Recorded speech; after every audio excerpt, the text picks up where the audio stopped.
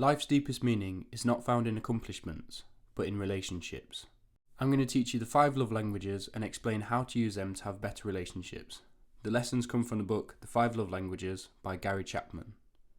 You'll learn which love language you speak, as well as a simple game to bring more love into your relationships. Although the book is based on romantic relationships, these lessons definitely still apply to all other types of relationships as well. First, I'll explain each of the love languages, and then I'll explain how to use that knowledge.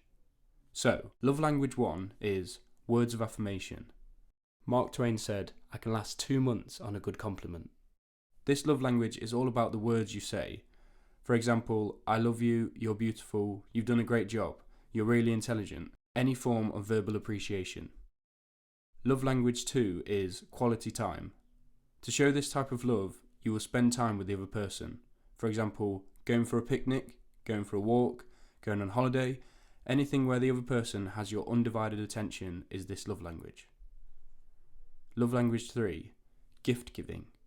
Simply giving someone a gift. It could be flowers, chocolates, jewellery, a new dress or shirt. This is basically what some people might see as buying love, but for some people this is a way that they measure love. If this is you or your partner, I'd say you're very lucky, as this is the easiest love language to begin to communicate.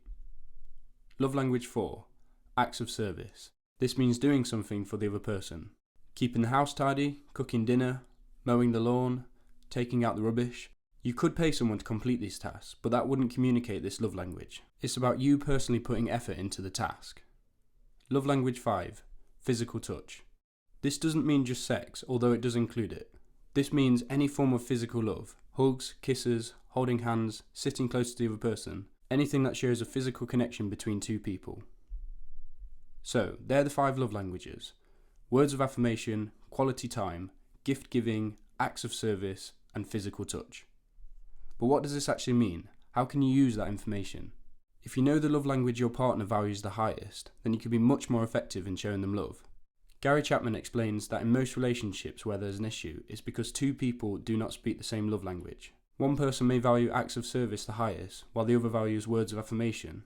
One may value gift giving, while the other values quality time. Problems arise when there's a mismatch in the love languages of the people in a relationship.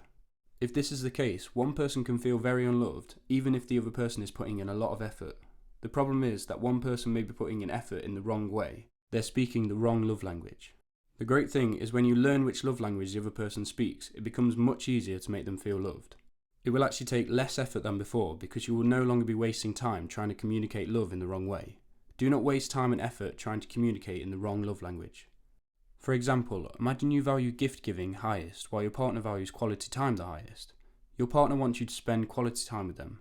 If instead you decide to spend more time at work to earn more money so you can buy them gifts to show them how much you love them, this will work against you and the effort is wasted because you will have less quality time together, which is what actually matters to your partner. In this case, the solution would be the opposite. You should work less, forget about buying them gifts, and instead spend more time with them. It's all about finding what matters most to your partner and doing that. Learn what love language they speak, and then show love in that way to effectively communicate love to them. So how do you find out what your love language is? The first thing that you can try is to order all 5 love languages from the one you value the highest to the one you value the least. See if it matches your partner's. You can also ask yourself the following 3 questions.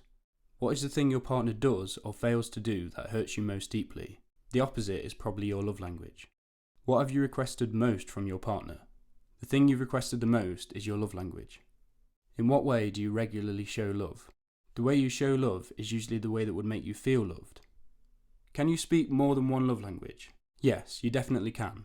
There are usually 1 or 2 of the languages that will resonate with you the most, and this gives you leverage. Focus on the ones that mean the most, and that will have the biggest positive effect in the least amount of effort. A simple game from the book is called the love tank game.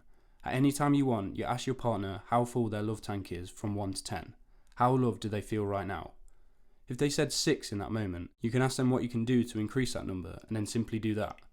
Ask them later what their number is and see if you're filling up their love tank or not. Remember to keep in mind their preferred love language, because then you can fill up their tank much faster. This is a very simple game to play, but it's enjoyable and it helps you learn what works best for your partner, so you can use it in the future without needing to play the game.